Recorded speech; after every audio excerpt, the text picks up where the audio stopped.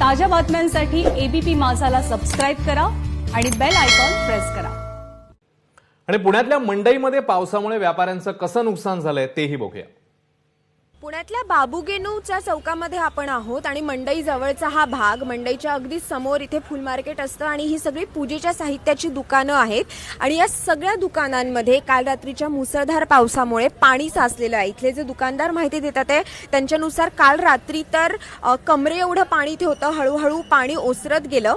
पण आताही आपण बघू शकतो की ही बेसमेंट्स मधली सगळी दुकानं आहेत आणि या दुकानांच्या समोरच्या भागात दुकानांमध्ये अजूनही खूप जास्त प्रमाणात पाणी साचलेलं आहे आणि या लाईनमध्ये जी सगळी दुकानं आहेत त्या सगळ्या दुकानांमध्ये हे सगळं पाणी आहे। इथले दुकानदार हे पाणी बाहेर काढण्याचाही प्रयत्न करतात आहे, पण पाण्याची पातळी जरी कमी झाली असली तरीही पाणी अजूनही आहे आणि प्रत्येक दुकानदाराचं यामुळे नुकसान झाल्याचंही हे दुकानदार सांगतात आहे।